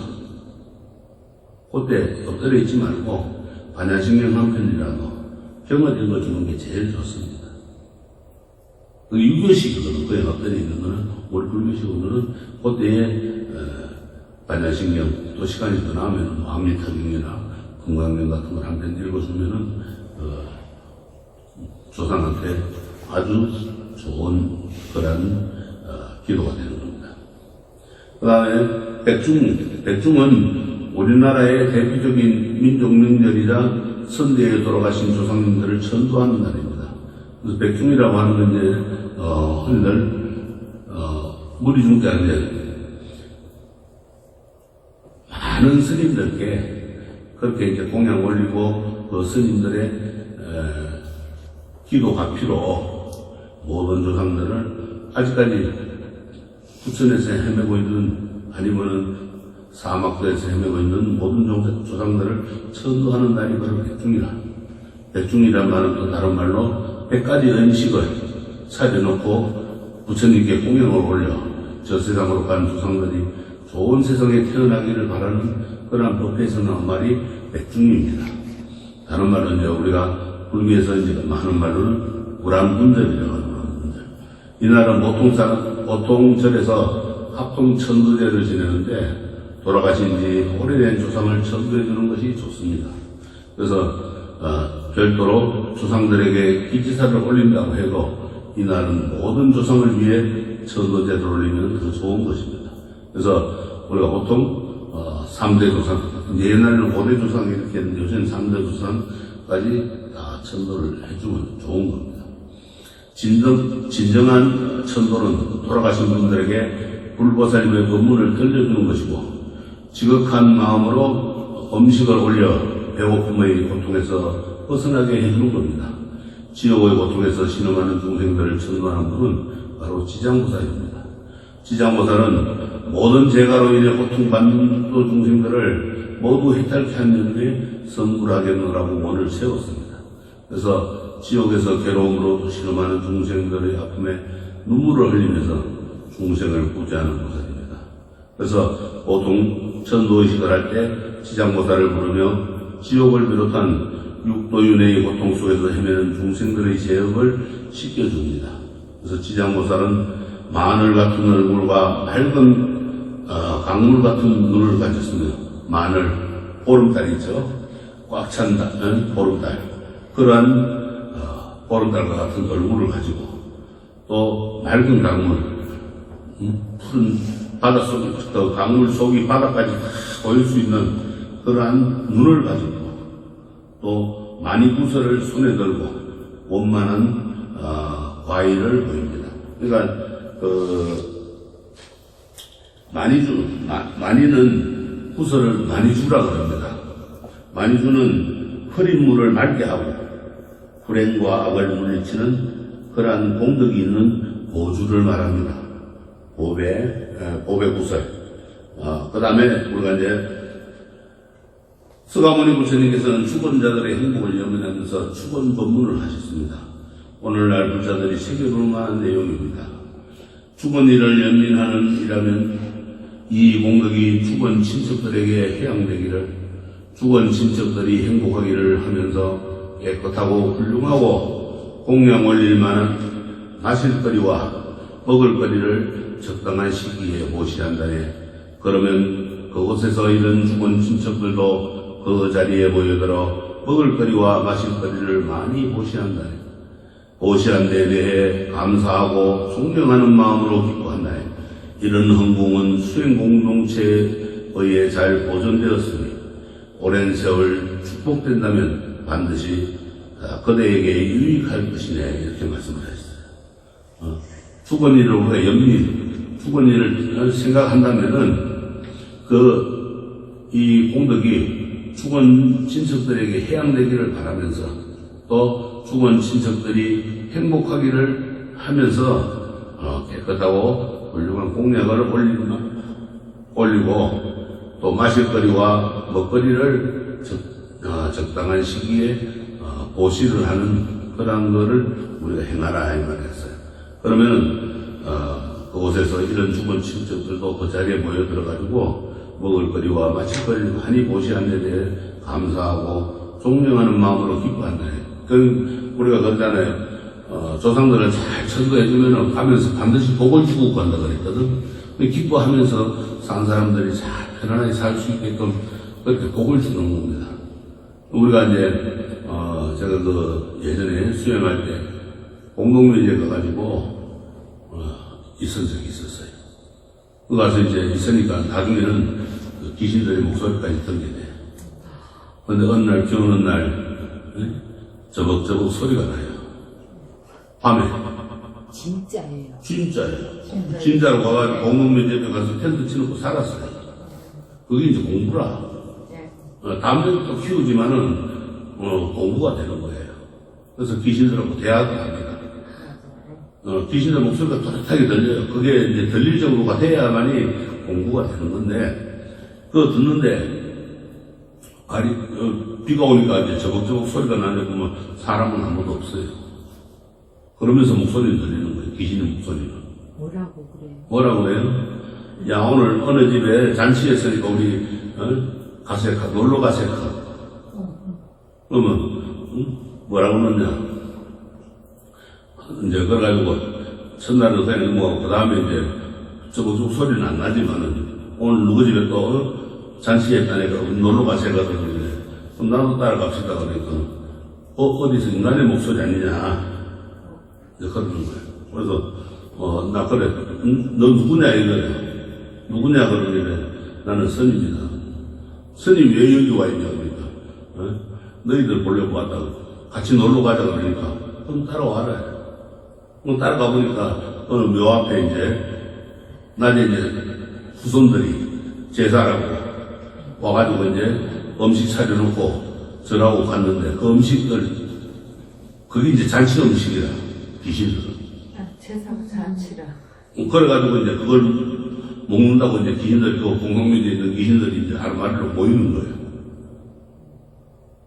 그렇게, 한 달간 살아봤어요. 그러니까는, 우리가 적당한 시기에 그렇게 조상들에게 보시도 하고, 부처님께 공양도 올리고, 이렇게 해야 됩니다. 그래서 그렇게 해주면은 친척들이 우리가 아이고, 죽은 귀신이 오긴 뭘 와, 그러고 제사고 뭐고 필요 없어, 그러죠. 천만입니다. 오게 돼 있어요. 그럼 우리 그 산에 가서 음식 가져갔던 거 산소에 두고 와야 되겠네요. 그걸 반드시 싸가오는 거 아닙니까? 그 싸가오는 사람들도 잘못된 거예요. 그런데 멧돼지 이런 것 때문에 그 산. 멀리 버려야지. 그래도 그 유효한. 멀리 버리고, 그리고 요새는 이제 멧돼지 때문에 절대 산에다가 그 막걸리 소주 부으면 안 됩니다. 냄새나 뭐가 똑똑해요. 그것 때문에 문제예요. 그게 멧돼지 파는 이유가 주로 그런 냄새 때문에 파는 거예요. 그래서 항상 올리고 나면은 그 멀리 갔다가 이제 놔놓고 와야 되는 거예요. 선생님, 우리 산소 갈 때 왜 명태 포도 갖고 가잖아요. 그렇죠. 그것도 냄새 나잖아요. 그러니까 같이 과일하고 뭐 갖고 가면은 같이 멀리 갖다 놓고 그래 오는 거예요. 나눠서 와야 돼. 가져오는 거 아니라 산에 같은 거. 근데 선생님 말씀대로 하시면 멀리 가는 게 한 100m를 갖다 놔야 되는데 숲길을 헤쳐가지고 갖다 놓기도 그렇고 이게 참 100m 아니라 뭐 한 10m 이상만 갖다 놔도 묘야. 자리가 잘 없거든요, 실제. 묘에 오진 않아요. 한 10m만 갖다 놔도. 묘 옆으로는 막 숲이 우거졌으니까. 그러면 내려오다가 밑에 어디 갖다 놓으면 되잖아요. 길 내려오다가. 꼭 뭐 어디 옆으로 뭐 어디 위로 어디 갖다 놓는 게 아니고 내려오다가 밑에 길에 어디 옆에 놔놓고 놓으면 되는 거라. 그러면은 그 와서 귀신들이 이제 잔치 벌리고 먹고 노는 거예요. 근데, 오늘 그 집에 잔치해야 되는데 가고 가보니까 음식도 없어 봐. 귀신들이 개심해 여기지. 그래서 화장을 하는 거예요. 화장하고 뿌리고 없애라는 거예요. 화장을 해가지고 우리가 무덤을 쓰면 100해 무익이고 100가지 해가 오고 한 가지 덕도 없고 화장을 해서 뿌려드리면은 무해 무덕이라. 덕도 이덕도 없는 거, 해도 없는 거예요. 그렇게 돼야 돼요. 그래서 그게 화장을 해야만, 화장을 하고 나쁘다고 생각도 안 좋고, 낙골당 모시면은요, 내, 육신의 죄가 생기겠다 지쳐가고 가서 안 가버려. 무덤을 써놓으면 내 시신이, 내 육체가 저기 있는데 내가 왜 가냐, 어디 가냐, 내 집이 저기 있는데 하고 안 가요. 거기는 자기 집이라고. 또 자기 집이라고. 그래서 그렇게 하면 안 되는 거예요. 그래서 이런 이제 헌국은 우리가 부처님께 공양을 올리거나 아니면은 출가한 비구 비구니뿐만 아니라 세속에서 수행하는 우바세 우바이까지 사부 대중이 모두 성가의 구성원이기 때문에 이 수행 공동체에 잘 보존되게끔 해드리는 것. 그러면 오랜 세월 동안 축복이 되고 반드시 우리에게 유익한 것이 온다 이 말이에요. 그러니까는 항상 우리가 그런 마음으로 이제 올려야 됩니다. 그 다음에 이제 이 죽어가지고 극락세계에 태어나라고 합니다. 서방정도 극락세계에 나라버립니다. 근데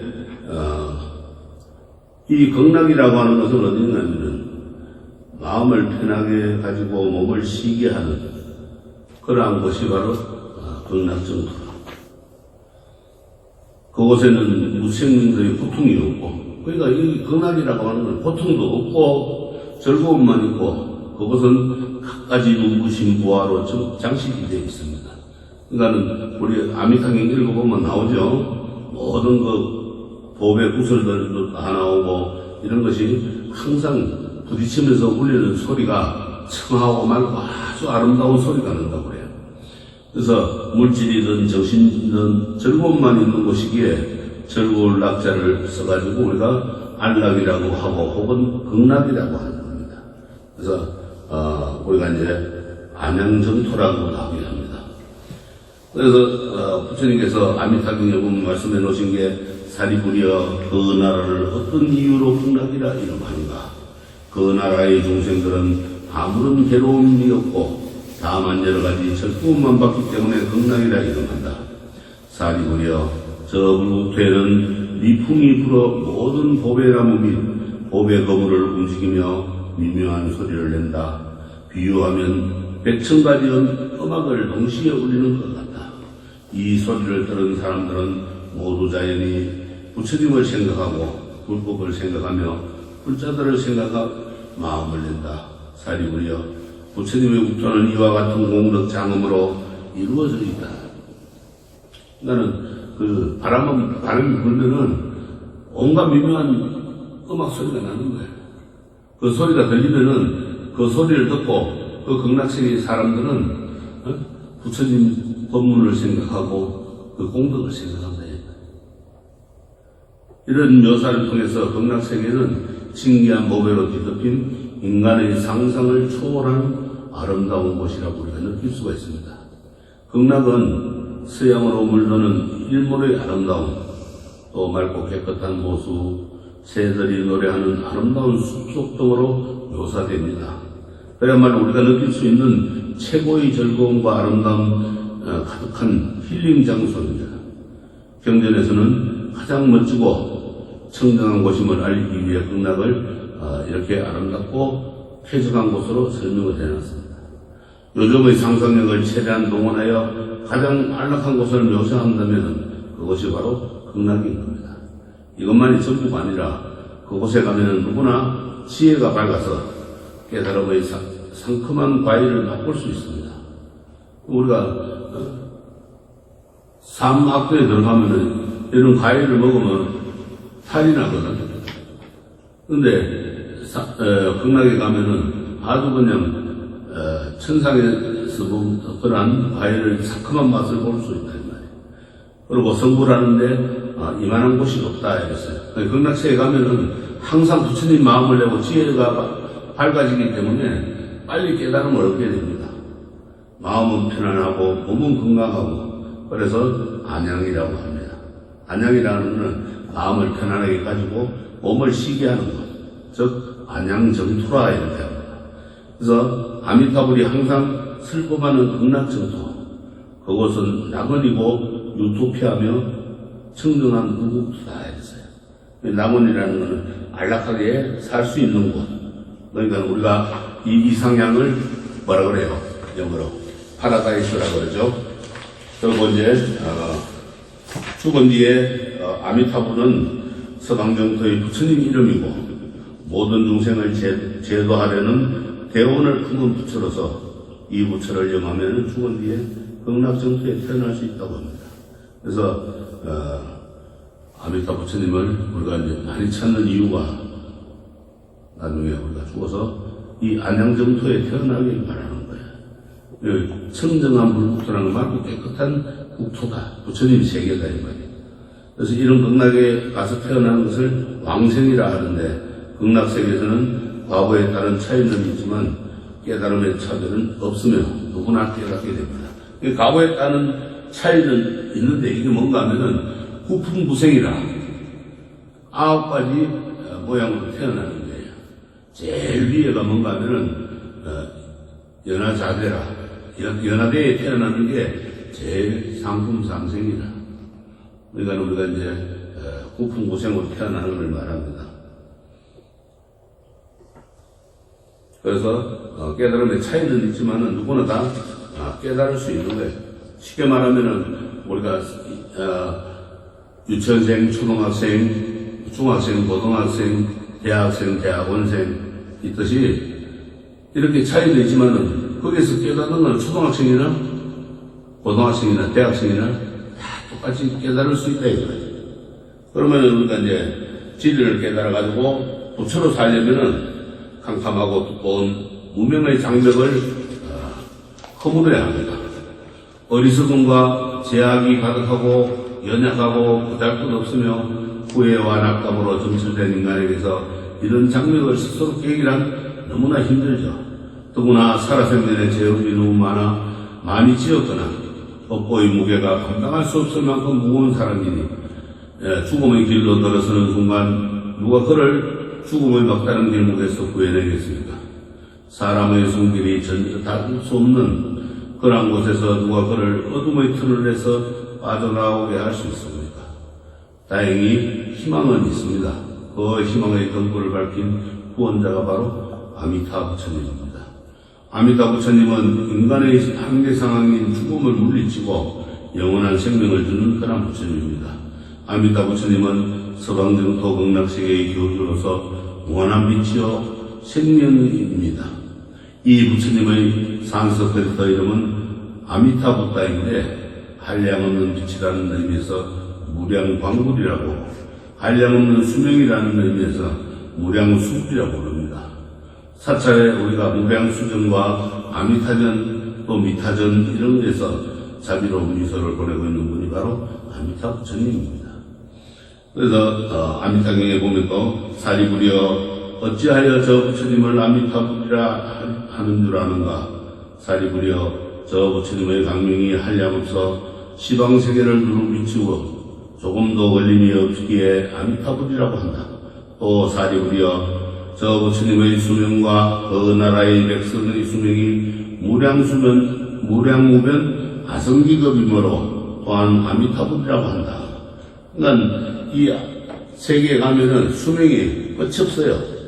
그리고 이제 우리가 여기에서 이제 무량무변 아성기급은 무량무변 한량은 헤아릴 수 없는 그러한 아성기급, 헤아릴 수 없는 긴 시간, 무량무변 한량없는 그러한 긴 시간을 우리가 무량무변 아성기급이라고 그래요. 급이라고 하는 것은 우리가 이야기했죠. 1급이 사방 바위가 사방 둘레가 유순이나 되는 10유순이나 되는 그런 바위가 낙수물이 떨어져 가지고 거기에 구멍이 날 때가 1급이라고 그랬어요. 혹은 그 바위를 1년에 한 번씩 하늘에 천녀가 내려와서 그 옥기서로 한 번씩 스치고 가가지고 그 바위가 다 따라 없어질 때를 1급이라고 그랬습니다. 무한한 세계, 무한한 시간이죠. 이런 자비로운 아미타 부처님은 도대체 어떤 분인가 궁금증이 생기죠. 사실 아미타 부처님도 평범한 인간이었습니다. 아미타 부처님의 전생은 왕이었고 그는 생사의 괴로움에서 벗어나고자 출가하여 법장비구가 되었습니다. 법장비구는 수행하여 48가지 큰 대원을 세웠습니다. 이 48가지 대원 대략 우리가 세 가지로 이야기를 할 수 있습니다. 48대원 중에 세 가지로 요약을 했는데 첫째는 극락왕생하는 사람 전부를 육체적으로 아름답고 건강하며 정신적으로 뛰어난 능력 또한 갖추도록 하겠다는 원이고 둘째는 극락으로 왕생하고자 하는 사람들을 인도하리라는 원이고 셋째는 정토를 실현하리라는 원입니다. 맑고 깨끗한 그런 나라를 만들겠다는 거죠. 이 48가지 대원 중 제18원이 가장 인상 깊은데 18번째 원인데 만약 내가 부처를 이룰 때 시방세계 중생들이 지극한 마음으로 나의 국토에 태어나기를 원하고 믿으며 내 이름을 10번 불러도 태어날 수 있다면 나는 결단코 부처가 되지 않겠습니다. 이렇게 원을 세운 거예요. 이 참 18번째 48대원 중에 18번째 이 대원이 아주 큰 겁니다. 그래서 지극한 마음으로 시방세계 중생들 우리가 시방 동서남북 또 북동쪽 남동쪽 이렇게 해가지고 10가지 상하 10가지 방향 세계의 모든 중생들이 지극한 마음으로 나의 그 극락국토에 태어나기를 원하고 믿으면은 내 이름을 10번 불러도 태어날 수 없다면 나는 결단코 부처가 되지 않겠다. 10번 불렀는데도 안 태어나면은 나는 결단코 부처가 되지 않겠다. 이렇게 원을 세웠어요. 그럼 우리가 임종시에 죽을 때 내가 남아미 탑을 한 번만 정성으로 하고 죽어도 바로 극락에 왕생한다고 그랬어요. 혹은 죽는데 옆에서 유족들이 산 사람이 10분만 불러줘도 그 공덕으로 인간은 순간적으로 극락 왕생한다고 그랬어요. 그만큼 그 공덕이 큰 거예요. 그래서 이 48가지 대원을 세우고 수행한 결과 법장비구는 깨달음을 얻어가지고 극락정토의 주인공 아미타 부처님이 되는 겁니다. 아무리 나쁜 죄를 지어도 아미타불을 믿고 간절히 부르면 극락정토에 태어납니다. 그래서 우리들 이제 노보살님들 보면 스님 어떤 기도 할까요? 뭐 책을 볼 수, 눈이 멀어가면 시력도 나쁘고 하니까 책을 볼 수 있어야지. 글자도 못 봅니다. 앉아서 남아미 답을 6자만 보세요. 힘 외우세요. 그것만 하면 죽어서 극락 갑니까? 극락 갑니다. 그렇게 하면 가는 거예요. 그 사람은. 왜? 그렇게 믿고 하기 때문에. 한순간에 의심으로 갖지를 않기 때문에 가는 거예요. 그러나 의심을 갖고 가면은 그거는 소용없는 거예요. 무조건 믿고 해야 됩니다. 못되게 살다가도 갈 때 아미타불 하면 돼. 배가 칭찬하는 거죠, 그게 바로. 하는 거예요. 그래서, 이걸 지금 해놨잖아요. 이 48가지 대원을 세우고 수행한 결과 법상기구는 깨달음을 얻어가지고 극락정토의 주인공인 아미타 부처님이 되었는데 아무리 나쁜 죄를 지어도 아미타불을 믿고 간절히 부르면 극락정토에 태어난다고 했어요. 태어나는 거예요. 따라서 임종시에는 임종환자 스스로 나무아미타불을 부르거나 또 임종환자를 돌보는 사람이 나무아미타불을 부르면 환자의 손을 잡아주면 그 공덕이 매우 크다고 했습니다. 태어나게 되는 거예요. 근데 우리가 이거를 모르죠, 그죠? 죽고 나면 그때 슬프다고 붙들고 왜 죽느냐고 울고불고 난리치거든요. 응? 아버지가 죽으면 아이고 아버지 왜 갔냐고 빨리 깨어나라고 붙들고. 그러면요 그 중간에 이 혼이 몸을 벗어 육체 이탈을 하는데 흔들려서 안 되는 거 그러면 혼미해져 버려요. 정신이 흐트러져. 절대 흔들고 그거 막 대충 통곡하고 울고불고 하면 안 돼요. 천년 찾아라.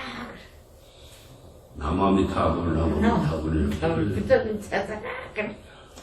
그래서 용수보살은 임종시의 마음이 왜 중요한지 말씀을 해놓으셨어요. 임종시 비록 짧은 시간일지라도 마음을 기둔다면 그 마음의 힘은 매우 이익이 큽니다.